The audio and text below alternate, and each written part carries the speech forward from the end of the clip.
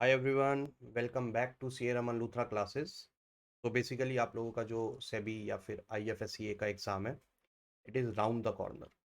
और अब ये हाई टाइम है that you should start studying for your exam. Otherwise आप सबको पता है कि यार वैकेंसीज जो है वो बहुत लिमिटेड होती है, मतलब बहुत ही ज़्यादा लिमिटेड होती है and competition is quite intense. ठीक है, मतलब ऐसा लगा सकते हैं कि 1%, 2%, 3% के करीब जो है वैकेंसीज हैं, जितने जो नंबर ऑफ कैंडिडेट्स जो है पेपर अटेम्प्ट करते हैं। तो अगर अभी भी आपने पढ़ना स्टार्ट नहीं करा है तो बताते हुए बहुत ही अफसोस होगा कि यार आप लोगों का फिर पेपर निकालना मुश्किल हो। तो it is high time that you should start studying, and उसके लिए obviously C A Raman Luthra classes आपके साथ स्टेप बाय स्टेप चलेगा। ठीक है जी, अगर आप फ्री में पढ़ना चाहते हैं तो फ्री में आपके लिए जो है लेक्चर्स चल ही रहे हैं, बट वो एक लिमिटेड नंबर होगा। ठीक है, उसके अलावा आप जो है एक ही नॉमिनल सा प्राइस देकर हमारा जो है पेड कोर्स भी सब्सक्राइब कर सकते हैं, जिसके लिए आप जो है www.caramallutraclasses.com या फिर एप्लीकेशन भी डाउनलोड कर सकते हैं। अकॉर्डिंगली जिस एग्ज़ाम के लिए आप जा रहे हैं, आप वो पर्टिकुलर कोर्स जो है सब्सक्राइब कर सकते हैं। इस कोर्स में आपको बेस्ट फैकल्टी, ठीक है, विद बेस्ट क्वेश्चंस जो है आपको मिलते हैं, and I guess it is pretty good that you should join us, because यार जितना मैंने देखा, मतलब ये तो मेरा फर्स्ट टाइम है सी ए रमन लूथरा क्लासेस में, बट मैंने जब बाकी टीचर्स के लेक्चर देखे, स्पेशली रमन सर, तो यार मतलब मेरे को नहीं लगता कि पूरे यूट्यूब पे, पूरे ऑनलाइन प्लेटफॉर्म पे उनसे बढ़िया कोई पढ़ाता होगा। ठीक है, तो यू शुड कंसल्ट इट। साथ में आपके डेली डाउट सेशंस तो हो ही रहे हैं। Economics, I take up economics, तो इकोनॉमिक्स के डाउट सेशन मेरे हाथ में, इकोनॉमिक्स का कोर्स मेरे हाथ में है। ठीक है, जो मैंने डिटेल्ड वर्जन में अच्छे से करवा रखा है। साथ में मैंने ये भी बता रखा है कि यार ये कंसेप्ट है, सिर्फ इतने से ही पूछा जाता है। तो जिसने डिटेल पढ़ना है वो डिटेल पढ़े, जिसने नॉर्मल पढ़ना है वो नॉर्मल पढ़े। साथ में हमारे जो इतने एक्सीलेंट बच्चे रहे हैं जिन्होंने एग्ज़ाम क्रैक करा है, आज वो हमारे एग्जाम्पल बन चुके हैं। ठीक है, भले ही वो आईएफएससीए का हो, भले ही वो पीएफआरडीए का हो, भले ही वो सेबी का हो। तो ये प्रमोशन के लिए नहीं बता रहा मैं आपको मोटिवेट करना चाहता हूँ कि ये सब जो है ये एक जो है जॉब के साथ साथ पढ़ते थे, तो if they can do it you also can do it, but it is about implementing on right time. ठीक है, चलो तो आज का जो हमारा टॉपिक है that is Phillips curve and आपका बिजनेस साइकिल। अब जब भी मैं फिलिप्स कर्व की बात करूंगा तो ऑब्वियस है कि वहां पर आपका जो है ये तो आ ही जाएगा इन्फ्लेशन। ठीक है, तो आप इन्फ्लेशन रिलेटेड क्वेश्चंस भी यहाँ पर अच्छे से देखोगे। तो जैसा कि आपके सामने सबसे पहला क्वेश्चन आ रहा है, ठीक है, कि demand pull inflation rises due to. जो आपकी डिमांड पुल इन्फ्लेशन होती है, देखो दो टाइप की इन्फ्लेशन होती है, एक होती है कॉस्ट पुश इन्फ्लेशन, दूसरी होती है डिमांड पुल इन्फ्लेशन। तो जो डिमांड पुल इन्फ्लेशन होती है वो किस वजह से होती है? Persistent rise in factor cost, ये तो cost pull inflation, cost push inflation हो गई। Mismatch between demand and supply of commodities, combined phenomenon of demand pull and cost push, increase in price of precious metal, या none of the above। तो clearly यहाँ पर answer जो है वो हो जाएगा आपका, सॉरी, वो हो जाएगा आपका mismatch between demand and supply of commodity. तो बेसिकली जब भी आपकी जो डिमांड ऑफ अ कमोडिटी है it is more than supply, तो आपके प्राइसेस बढ़ते हैं अगर आप सप्लाई इंक्रीज टाइमली नहीं कर पाते हो। तो इसी को हम डिमांड पुल, क्योंकि डिमांड हमारी इन्फ्लेशन को खींच रही है, पुल कर रही है। ठीक है, तो ये रीजन होता है इसका। ठीक है, और दूसरा होता है कॉस्ट पुश, जब भी फैक्टर कॉस्ट के प्राइसेस बढ़ जाते हैं या रॉ मटेरियल्स हैं इन सब के, मतलब कॉस्ट ऑफ प्रोडक्शन महंगा हो जाए तो ऑटोमेटिकली फिर सप्लायर भी आगे महंगा बेचता है, तो उस पॉइंट ऑफ व्यू से फिर वो भी जो है बढ़ जाता है। तो ये होता है आपका डिमांड पुल इन्फ्लेशन। उसके बाद सेकंड आता है फिलिप्स कर्व क्या शो करता है, what does Phillip curve shows. तो Phillip curve shows high unemployment data. Basically Phillips curve हमें पता ही है कि वो बताता है कि एक इनवर्स रिलेशन जो है वो एग्जिस्ट करती है हमारे इन्फ्लेशन में एंड हमारे आपके अनएम्प्लॉयमेंट। ठीक है, बेसिकली इन्फ्लेशन इन्फ्लेशन और अनएम्प्लॉयमेंट में एक इनवर्स रिलेशन कैसे एग्जिस्ट करती है। वो ये कहता है जब भी इकोनॉमी में इन्फ्लेशन बढ़ती है अनएम्प्लॉयमेंट कम हो जाती है, बेसिकली एम्प्लॉयमेंट बढ़ जाती है। ठीक है, इसका सिंपल सा रीजन है, देखो जब आपकी इन्फ्लेशन होगी, इन्फ्लेशन का मतलब क्या हो गया, राइज इन प्राइसेस। तो whenever there will be rise in prices, उससे अल्टीमेटली होगा क्या, उससे अल्टीमेटली होगा कि अच्छा इन्फ्लेशन क्यों होती है? एक मेजर रीज़न है आपका डिमांड पुल। तो डिमांड ज़्यादा है तो वो प्रोडक्शन बढ़ाएँगे तो इसका मतलब क्या है कि इनकम बढ़ेगी, क्योंकि एम्प्लॉयमेंट रखनी पड़ेगी ना उसके लिए, प्रोडक्शन बढ़ाने के लिए। अगर इनकम बढ़ेगी तो ऑब्वियस सी बात है, ठीक है? सॉरी, एम्प्लॉयमेंट बढ़ रही है, इनकम तक तो जा ही नहीं रही हम। एम्प्लॉयमेंट बढ़ रही है तो ऑब्वियस सी बात है अनएम्प्लॉयमेंट कम हो रही है। तो हमने देखा इन्फ्लेशन और अनएम्प्लॉयमेंट में एक इनवर्स रिलेशन देखने को मिलती है, ठीक है? तो हम देखते हैं किस ऑप्शन में यहाँ पर इनवर्स रिलेशन जो है वो शो कर रहा है। तो high unemployment rates are associated with low increase in money wage rate ने फिलिप्स कर्व तो बताता ही इन्फ्लेशन और अनएम्प्लॉयमेंट के बारे में। Low unemployment rates are associated with low rates of inflation. Low unemployment low rates of inflation नहीं। High unemployment rates are associated with low rates of inflation. जी हाँ, इसमें जो है वो इनवर्स रिलेशन बता रहा है, अनएम्प्लॉयमेंट रेट हाई है और इन्फ्लेशन रेट लो है, ठीक है? More the inflation less will be the unemployment and vice versa. तो इसका आंसर हो गया आपका सी पार्ट, ठीक है? आई होप आपको अच्छे से समझ में आ गया होगा। Moving on to next question, that is deflation is a state. Deflation एक ऐसी स्टेट है जिसमें क्या होता है, देखो दो टाइप की जो है मेजर सिचुएशंस होती हैं। एक होता है इन्फ्लेशन जिसमें बेसिकली प्राइसेस बढ़ते हैं, ठीक है? दूसरा होता है आपका डिफ्लेशन जिसमें प्राइसेस गिरते हैं। तो आंसर हो गया प्राइसेस आर फॉलिंग। और एक होता है disinflation. Never confuse deflation with disinflation, I am telling you in advance. ये अक्सर जो है हमें पढ़ने में जो सिमिलर लगते हैं और हमें लगता है कि मतलब भी सेम होगा, नहीं।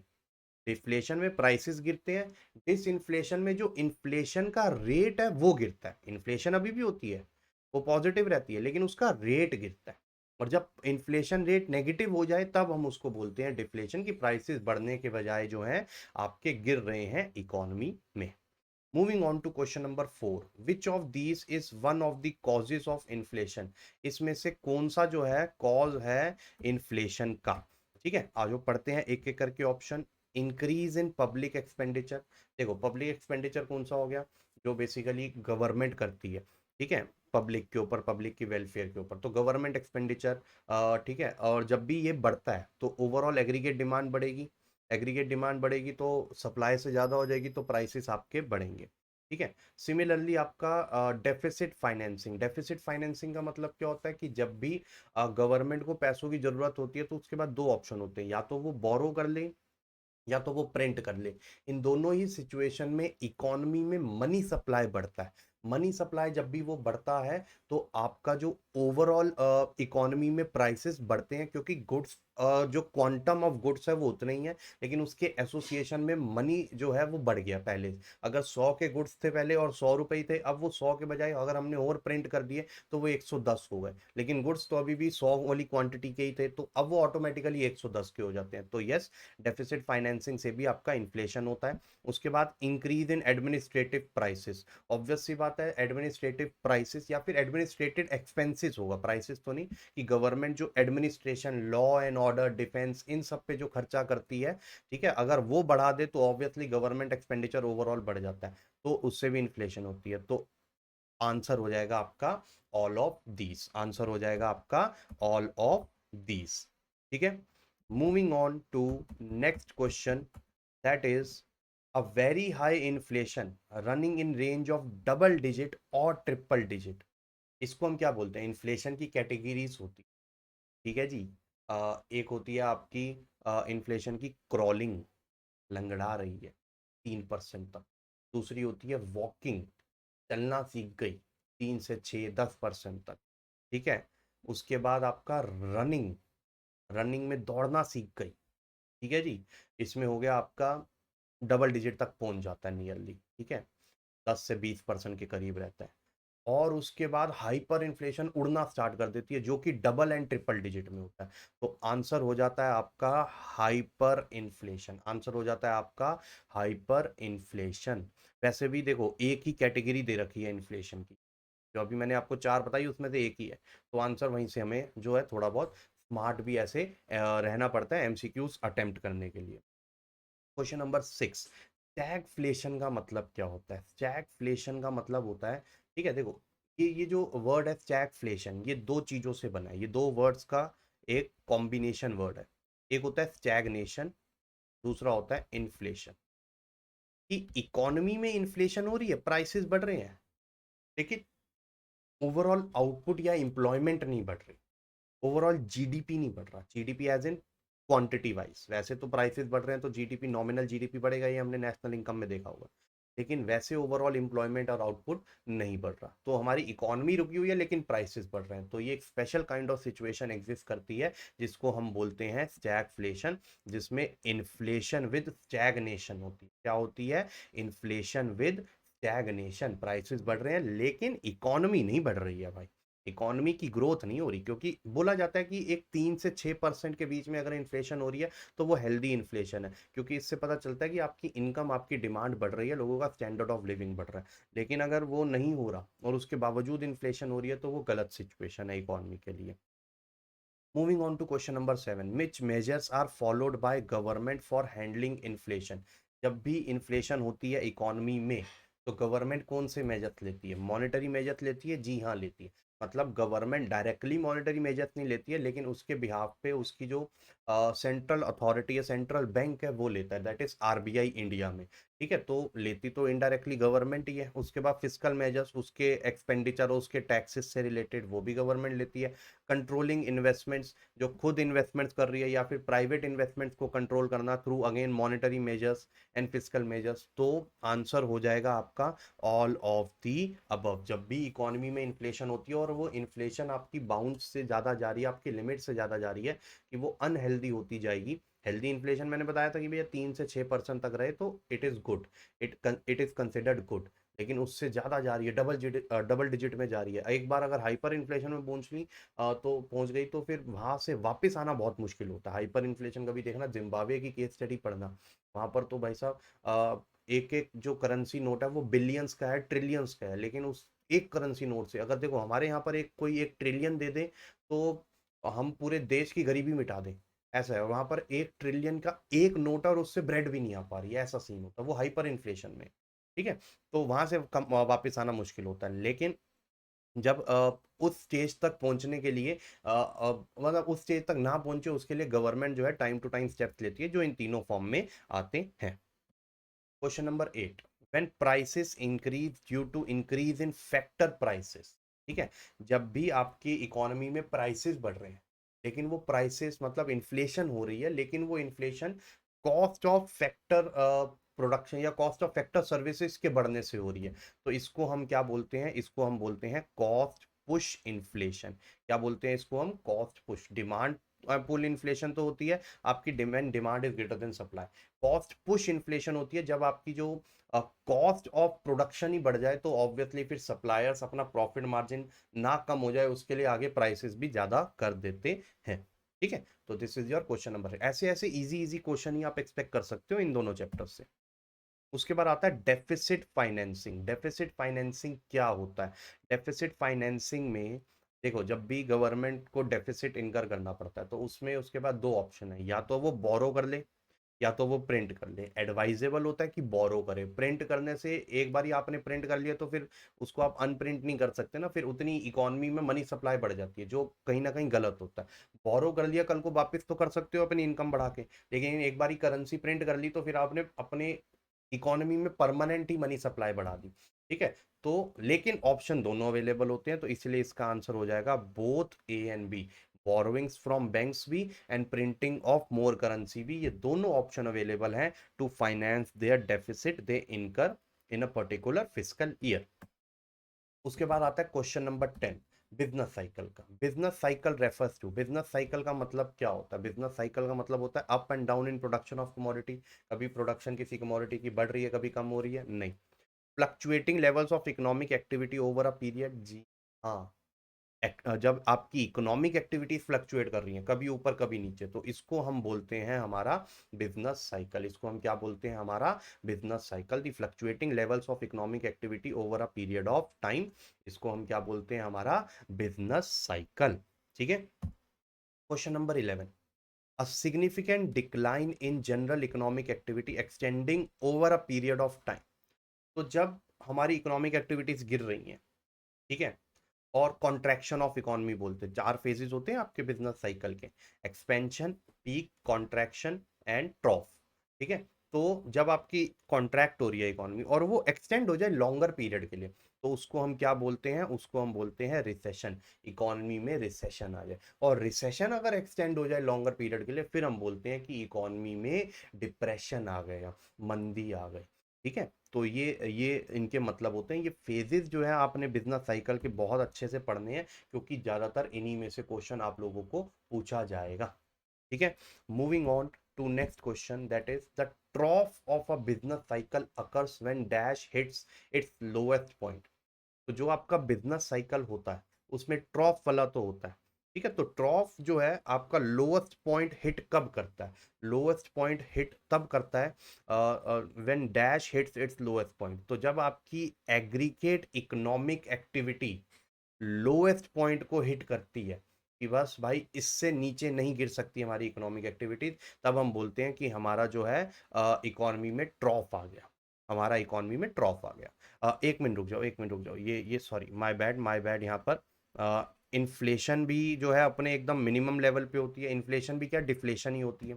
मनी सप्लाई भी इकोनॉमी में मिनिमम लेवल पे होती है। एग्रीगेट इकोनॉमिक एक्टिविटी भी मिनिमम लेवल पे होती है। और अनएम्प्लॉयमेंट रेट, ठीक है, वो अपने लोएस्ट लेवल पे तो नहीं होता, वो अपने हाईएस्ट लेवल पे होता है। जी हाँ, बिल्कुल ठीक है, बिल्कुल। देखो, इन्फ्लेशन नहीं होता इकोनॉमी में, डिफ्लेशन होता है। तो हम ये नहीं बोल सकते इन्फ्लेशन एट लोएस्ट पॉइंट, तो ये भी नहीं होगा। Money supply hits the lowest point, we can not say कि money supply particularly hits the lowest point. ठीक है? क्योंकि बिजनेस साइकिल में जब ट्रॉफ आता है, तो ऐसा नहीं है कि मनी सप्लाई जो है बिल्कुल ही जीरो हो जाती है, या फिर मनी सप्लाई अपने लोएस्ट पॉइंट पे होती है, क्योंकि लोएस्ट पॉइंट का मतलब हो गया वहां पर जीरो होना। ठीक है? तो ऐसा तो हो ही नहीं सकता किसी भी इकोनॉमी में। उससे ट्रॉफ के, अगर ट्रॉफ के बाद हमारी इकोनॉमी में एक्सपेंशन भी होता है, जिसको हम रिकवरी फेज बोलते हैं, तो उसमें भी हो सकता है कि मनी सप्लाई इतनी ज्यादा ना बढ़े, तो हम पर्टिकुलरली मनी सप्लाई को भी नहीं बोलते। जब भी हम बिजनेस साइकिल की बात करते हैं, तो बिजनेस साइकिल में हम इकोनॉमिक एक्टिविटी ही देखते हैं। क्या देखते हैं? Economic activity. तो इसीलिए इसका आंसर सिर्फ एग्रीगेट इकोनॉमिक एक्टिविटी है। एक पल को मुझे लगा सारे हो सकते हैं, बट ये इन्फ्लेशन वाला जो है मुझे डाइसी लग रहा था। और फिर अनएम्प्लॉयमेंट रेट तो लोएस्ट लेवल पे होता ही नहीं है, अनएम्प्लॉयमेंट रेट तो अपना हाईएस्ट लेवल पे होता है। ठीक है? क्योंकि जब इकोनॉमी अपने लोएस्ट लेवल पे होगी, तो अनएम्प्लॉयमेंट सबसे ज्यादा होगी ना उस पॉइंट पे।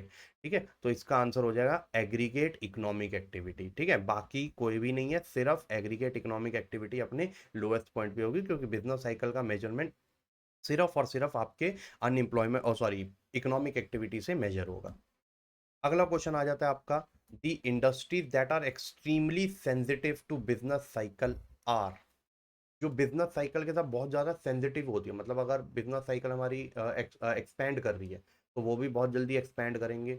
और अगर कॉन्ट्रैक्ट करती है तो बहुत जिनको बहुत जल्दी अफेक्ट होता है, तो ड्यूरेबल एंड सर्विस सेक्टर्स नहीं, non durable goods and service sectors नहीं, कैपिटल एंड नॉन ड्यूरेबल नहीं। इसका आंसर होता है capital goods and durable goods sector. इसमें कौन सा होता है? Capital goods and durable goods sector. ये आपको याद रखना है कि ये दो इंडस्ट्रीज को सबसे ज्यादा इफेक्ट होता है बिजनेस साइकिल के चेंज से। जब बिजनेस जो है इकोनॉमी जो है एक्सपैंड कर रही है, तो कैपिटल गुड्स की इंडस्ट्री और ड्यूरेबल गुड्स की इंडस्ट्री अच्छी खासी बढ़ती है, और बहुत ही जल्दी बढ़ती है।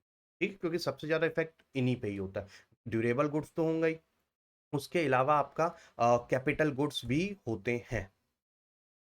ठीक है? तो ये आपको याद रखना है कि कैपिटल गुड्स इंडस्ट्री सबसे ज्यादा अफेक्ट होती है, और ड्यूरेबल गुड्स की जो इंडस्ट्री है वो सबसे ज्यादा अफेक्ट होती है। Question number 14, which of the following does not occur during an expansion. इसमें से कौन सी चीज एक्सपेंशन में नहीं होती है?